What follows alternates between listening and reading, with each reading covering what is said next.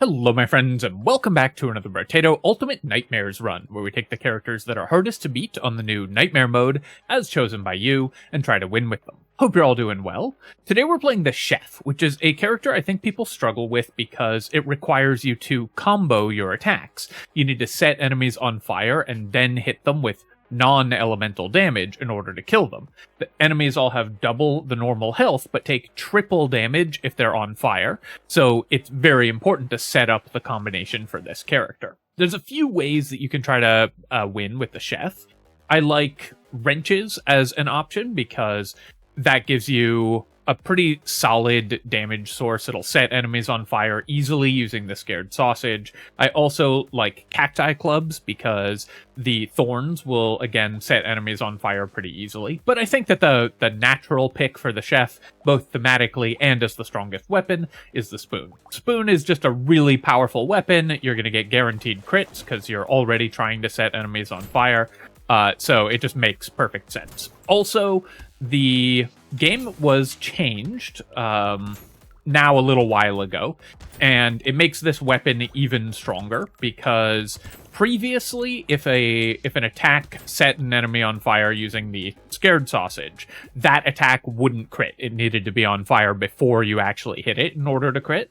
But now, if you set an enemy on fire with the same attack, or if you set an enemy on fire, that same attack will be critical because the scared sausage checks before the damage from the spoon checks. So it's very, very powerful. I'm just going to ban both of these items. We're not that interested in building crit chance. We're going to have automatic crits. And we're not that interested in building melee damage. We'd rather just build HP to scale our weapon damage.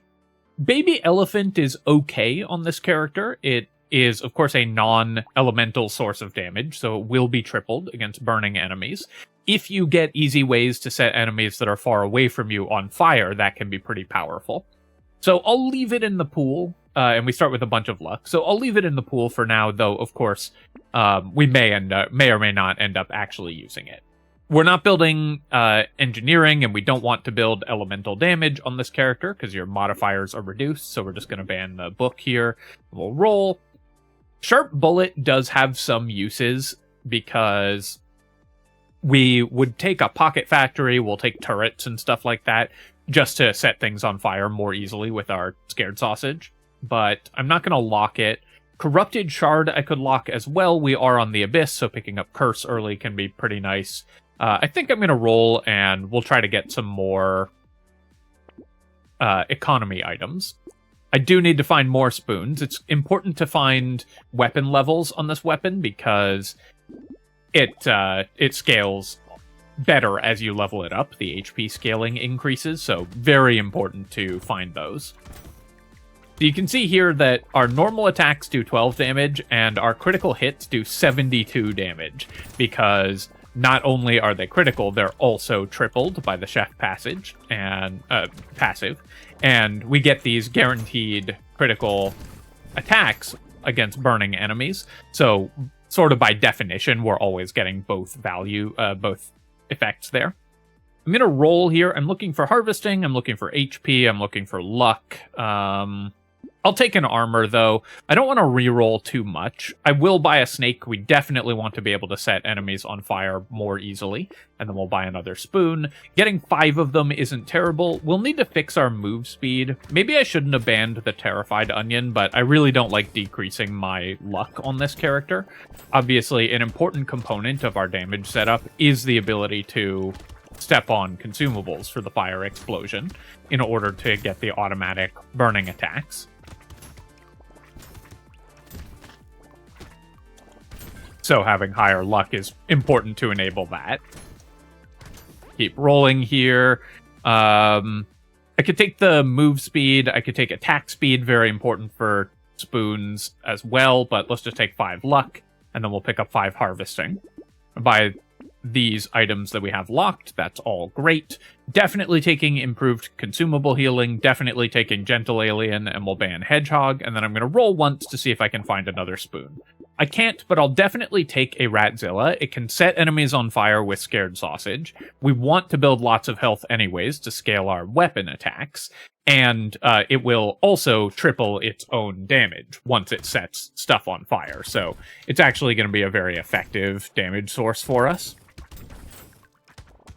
Anything that can set enemies on fire while they're far away from us is pretty valuable, since it means that we don't have to get lucky on our scared sausage attacks in order to get the critical hits.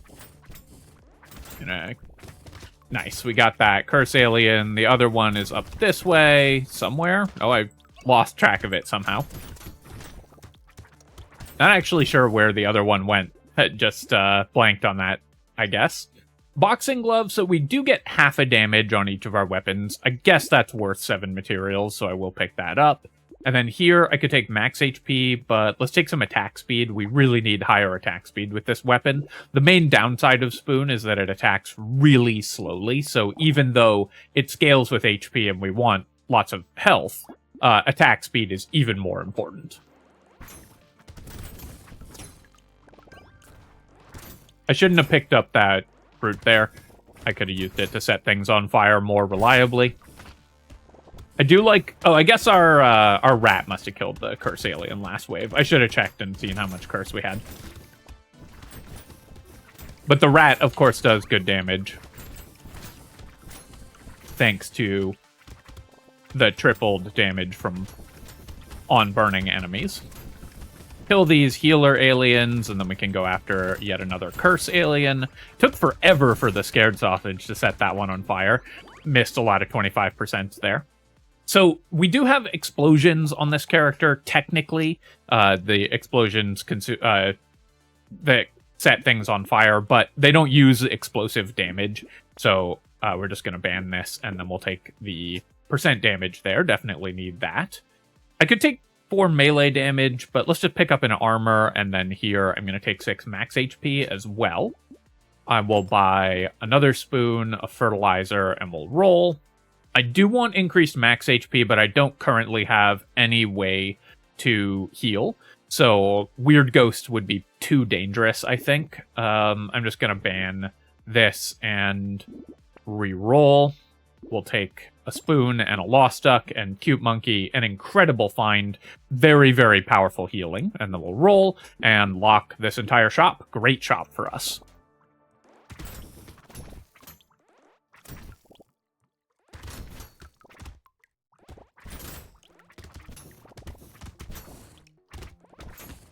So I need healing. As always, we need armor. Though the blunt weapon tag does help out a bit with that. Set all those things on fire with the consumable explosion. The great thing about Spoon as a weapon is even against double health enemies, we can still sometimes kill them just with our weapon damage, because this weapon scales off our health. So it's just going to be really high damage output the whole way through the game. 200 materials on wave 6 is great. We'll take the 4 regen there. Also excellent. Keep leveling up our weapons. I'm going to buy these and we'll roll, and then we will go ahead and buy another spoon. Padding and lost duck we will definitely take as well. Again, the more luck we have, the more consumables we drop, which means more fire. And padding scales our HP, which is great for our weapon and for our rat as well. One thing we haven't gotten offered is a second scared sausage, which is basically like buying 25% crit chance for like 50 materials on this character. So that's something that we're really hoping shows up at some point in this run. We're also hoping for more ways to set things on fire. So turrets, pocket factory, more pets, anything like that that can use our scared sausage effectively. Those are all really helpful. I'm a little worried about the enhanced vampire squids. We don't yet have enough defensive stats to tank them, and we're very slow, which is a problem. Decomposing Flesh, so it'll cost me damage by not giving me free health as we level up. It does give me lifesteal, which I do want a lot of healing. I think I will take the Decomposing Flesh. It's just too much healing to pass up on, even though we're a melee character. Then we'll take 10 luck. And then here I'm going to roll for HP or armor. And I'll just take the 3 armor. I maybe would rather have had max HP there, but obviously we're not going to pass the armor when we get it. And the only reason I'm thinking that maybe that would have been better is because we have Decomposing Flesh. Bottom mine is great. That's multiple ways to set things on fire, which is perfect. Let's take the padding and roll here. And do I want the landmines? I guess technically they can set things on fire with Scared Sausage, so I will pick up the landmines. Recycling Machine I don't really like on Nightmare mode. It just takes so long to pay off. Recycling Machine is funny for me because, I mean, years ago when I first started playing this game, I thought it was very bad. And I almost never took it.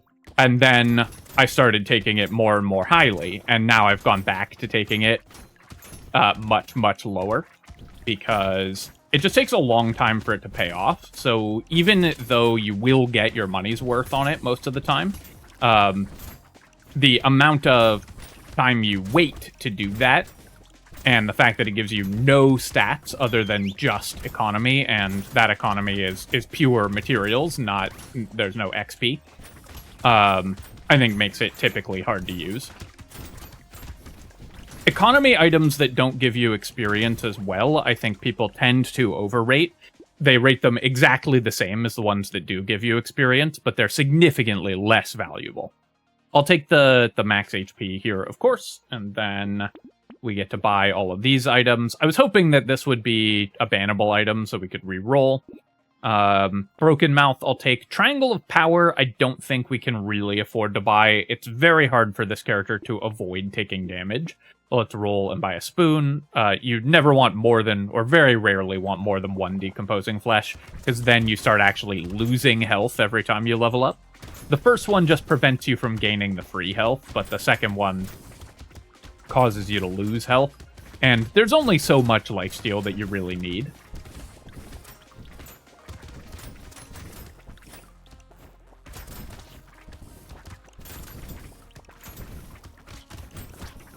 Alright, taking a lot of damage this wave, which is pretty rough because this is the Vampire Squid wave. And so, wave 9 is deceptively dangerous on Nightmare mode. This is kind of a free wave on Danger 5 on the Abyss. I mean, not totally free, but it's one of the waves that you usually expect to do well on and make a lot of money on. But because of the Vampire Squids and the Hatchers on Nightmare mode and the combination of those two enemies, it can be really difficult for low damage builds. Fortunately, as the chef, we are not a low damage build, and so we were able to just kind of cook this wave. Losing 8 luck is a little painful, but this fixes my move speed, which is great. And then I'm going to roll here. I'll take 8% damage, just a higher level upgrade, and then here I'm going to take 10 more luck. We also do have a pearl, so increasing our luck is more valuable. I'm going to take the baby elephant here with the bottom mine and the rat and the landmines. I think that enemies will be on fire far enough away from us, enough of the time to make baby elephant probably somewhat useful. Second Scared Sausage, we already talked about how much we want that. I don't really need the Sunken Bell, I don't think. I'll take a spoon. I would love to buy the scarf, but I can't really afford to going into the elite wave. Butterfly I do think is worth picking up, though. And then I'll roll here. Similarly, I would love to buy Peacock, but I can't really afford to do that going into an elite wave either. So we're passing on those, but we're going to buy a banner and some more luck. Both very useful items for us.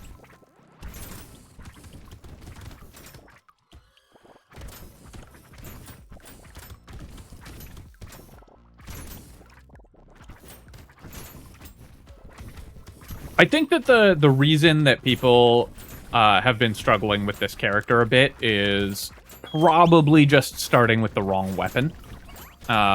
Unlocking Spoon and then playing the Chef with it makes this a very straightforward run in my experience. because your damage output is just so high. And because you don't have to buy damage stats, you just get to buy health and defensive stats, and that gives you a little bit more money to spend on things that can spread fire. Otherwise, this character's economy can be a little slow if you're having to buy things like scared sausage, and, you know, pets and turrets and everything alongside normal damage and survivability stats. But because this weapon bakes those in together, it gives you more money to spend on the utility items that this character wants. We obviously love getting a tentacle, because most of our kills are going to be critical with the automatic crits, and then we'll take 6 move speed here. Okay, so do I think I can take a second elite if I get a second elite spawn with the candy bag? I want to buy the candy bag, but I have the choice of playing it safe and going to wave 12, because there's a 10% chance if I buy it now, and waiting till wave 12, there's a 10% chance if I buy it now that I get a double elite spawn, which on wave 11 is pretty dangerous. Our damage is really high, so we might be able to take 2 elites anyways, and we do get 8 more stats, which is a lot of stats.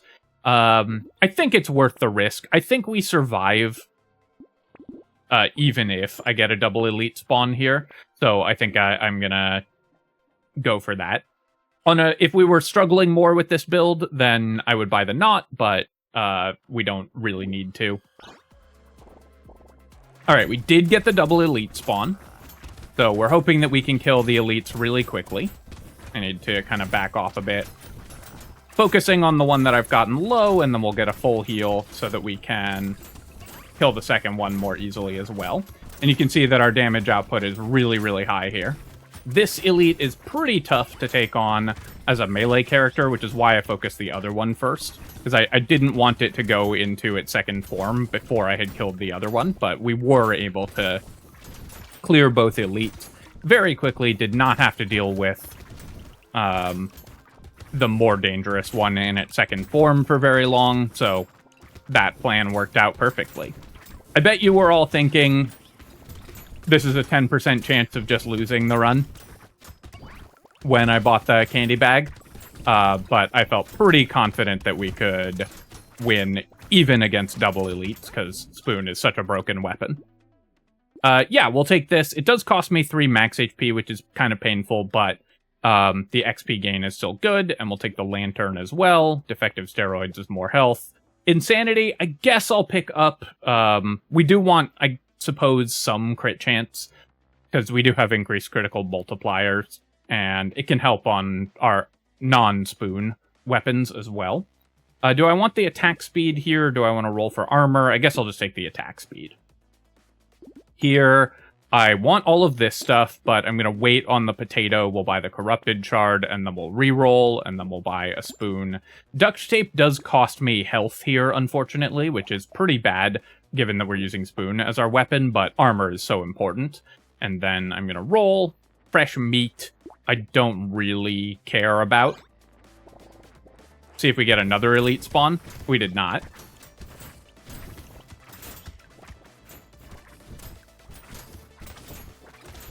So those were good, but not incredible red items for us. There's certainly better stuff we could have found.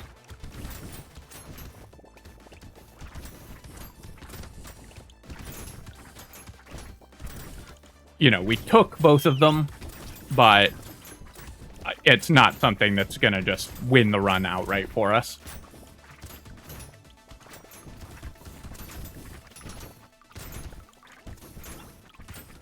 I stepped on the red X from the Curse Alien spawn, so I had to go hunt it down, because when you step on one of the red X's, that enemy just respawns at a random other point on the map.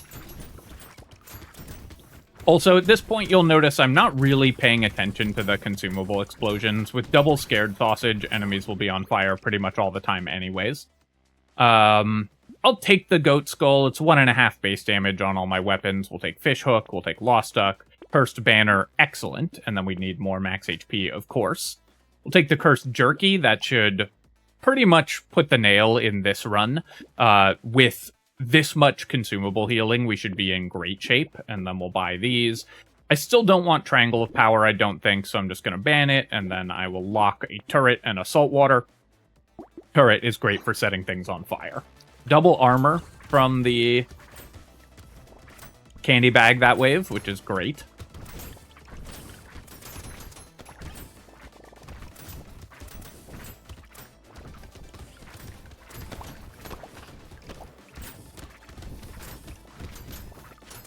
So this wave, definitely a little more dangerous. Something that I need to pay attention this wave, of course, to the enhanced pufferfish. Their explosions can be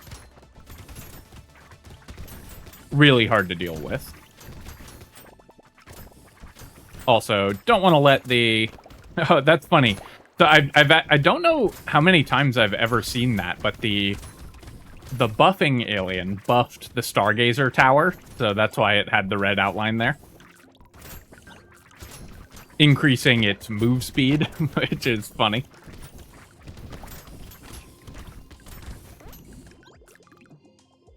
Lens will, of course, recycle. Here we're going to take 3 armor, and then I'm going to re-roll this and take 10% attack speed. We did get a cursed item from Fishhook, so great job, Fishhook. Do I want to mirror anything? I can't mirror the saltwater. If I could, I definitely would. Do I want to buy the mirror on spec here? I think not. You usually don't want to buy mirror just on when there's nothing that you specifically are looking to mirror. I'll buy the Scared Sausage. We will take a Pocket Factory again for setting things on fire. And then I have really solid consumable heal, so let's buy the Alien Worm. And then for 24, we're not going to reroll. Yet another point of armor. I think we've gotten armor on every wave so far from the candy bags, so that's what you're always looking for. Candy bag is also good because we really care about max health, we really care about attack speed, we are very happy about movement speed. Obviously, armor is a good hit for every character. Regen and lifesteal are both useful. The only misses are ranged or elemental damage. Even engineering is moderately useful, at least, because we do have bottom mine and a turret, and with the damage tripled on our structure attacks, even without building too much engineering, they can contribute a meaningful amount of damage.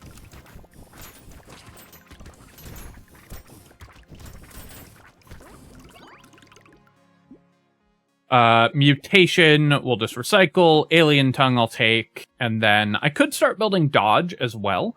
We have a candy bag, which incentivizes us a little bit to build Dodge, because we're going to get some points for free. We already have 4 points. I think that I will. Explosion size is useful. Oh, nice. Cursed Pocket Factory, incredible. Explosion size is moderately useful for this character, but 10% for 200 materials is not really where we want to be, I don't think. We will take the Barnacle. I'm gonna here, I think, lock the spoon and buy the Schmoop, because I'd really like to get a cursed spoon, and we have a fish hook. And then I'm gonna roll, and we'll lock Tentacle, and we're re-rolling there because we have another point of armor, by the way, and at some attack speed. We're re-rolling there because we have fish hook, so 20 to try to lock one more item is definitely worth it.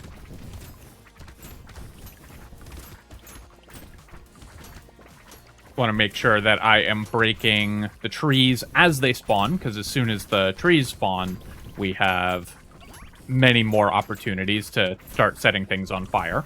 And also, their actual damage, the turret's actual damage, is very high now. One more Scared Sausage, and we will have a 100% chance of setting things on fire, and also a 100% crit chance on every attack with our spoons. And at this point, our healing is really good thanks to the jerky. We're getting dozens of hit points every second from our consumable healing. I'll take the bandana. Losing 10% damage is painful, of course, but we have enough projectiles now that the piercing, I think, is valuable. I'll take a butterfly. I'll take a jelly shield. And then here, I think I just want more attack speed. Obviously, I could roll for armor or dodge, but attack speed is very helpful here, and then we'll take 8% damage as well. Cursed Barnacle, amazing. Sadly, the spoon didn't get cursed, but we're still just going to upgrade here.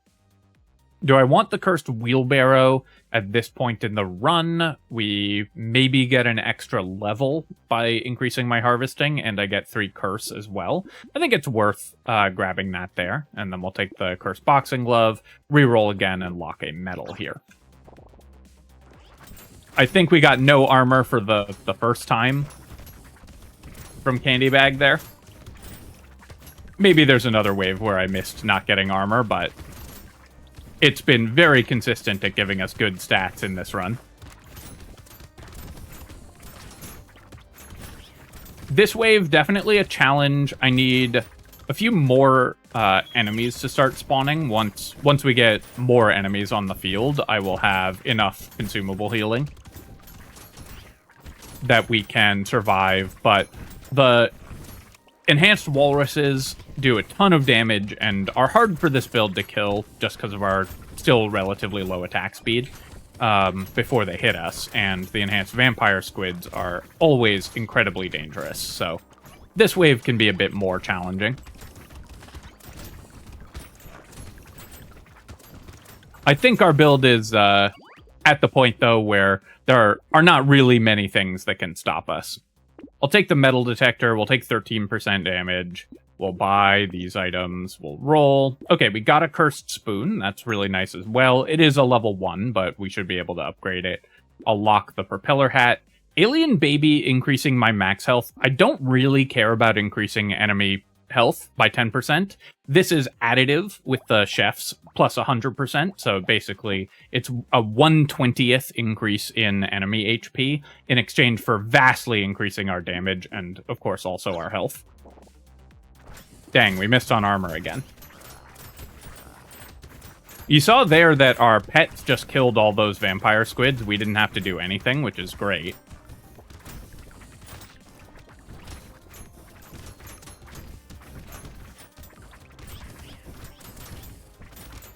A lot of cursed enemies here. I do still want to stop too many of the mini-bosses from spawning, even though we kill them quickly. But the enhanced mini-bosses are still super dangerous.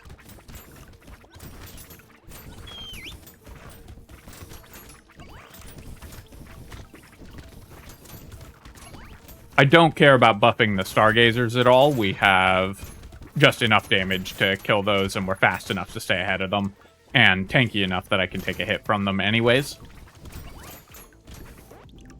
Getting a decent amount of curse as well. We'll take the alien tongue. Okay, so this gives me 30 plus dodge, which is nice, and of course more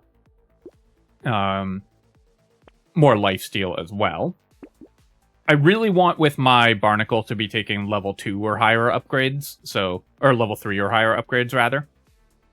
Leather Vest does cost me some damage. Alien Baby increases my damage. I'll lock the jelly as well. This can get cursed with our fish hook, and plus 1 HP for 60. Still good when we're using spoons. It does cost me some money from the padding, or some HP from the padding, but it's still slightly health positive, so I think it is still worth buying, given how important HP is to this weapon. Ball and Chain, I could lock, but even a cursed Ball and Chain, I think we still attack faster than the Ball and Chain minimum. Good, it's back to giving us armor again.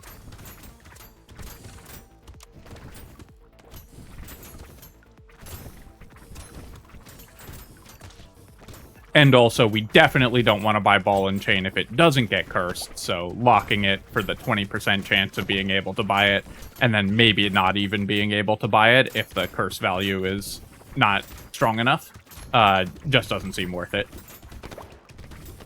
Even though the stats are stats we care about.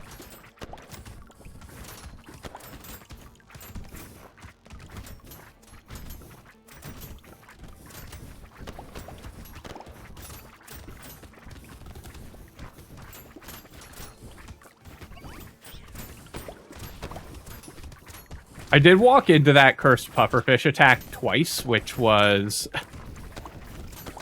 a lot of damage output. I'm certainly not invincible at this point in the run. You know, we're very, very strong.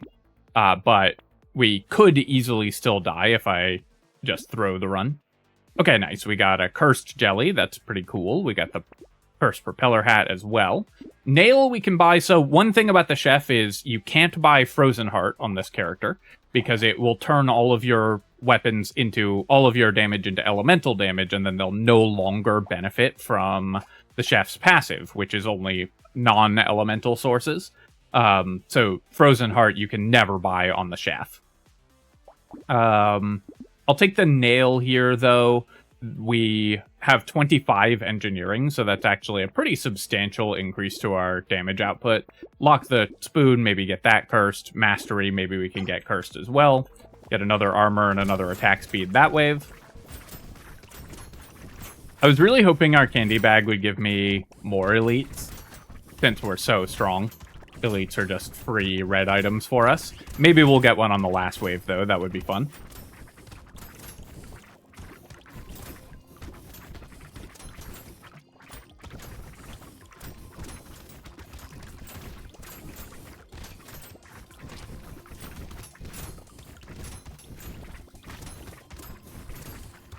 That cursed walrus just went right through me without dying, even though we're critting for 1,000 damage.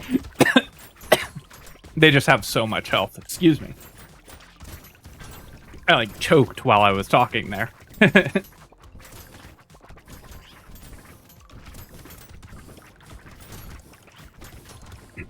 Just drinking some water to sort myself out. Fortunately, even though the game has tried to murder me, we were still able to get through that wave. I figure me just falling over and dying is the only way we lose this run at this point. I'll take the lure here. I think it actually helps more than the shady potion. And then I actually shouldn't have rerolled there. It cost me a health for the padding. Let's go to wave 20.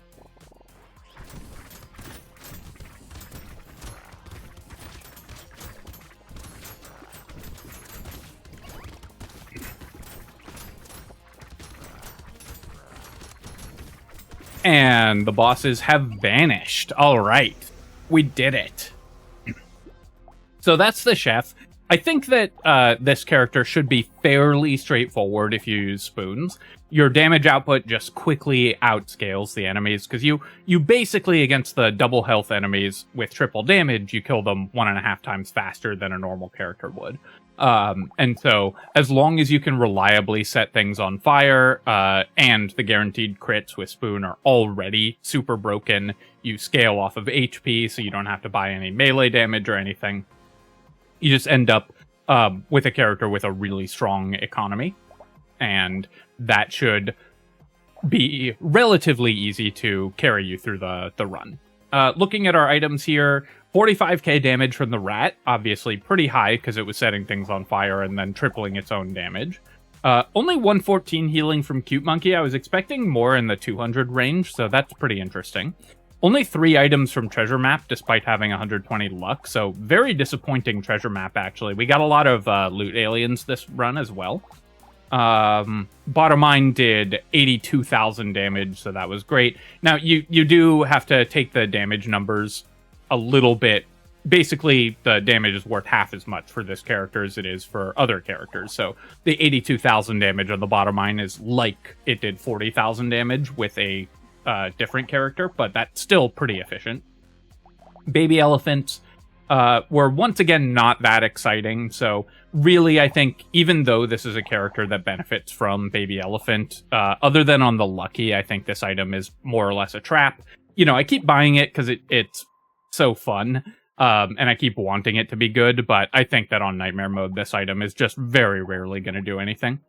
We got 230 healing from the tentacles, and we got 80 stats from our candy bag, and we also got an extra red item.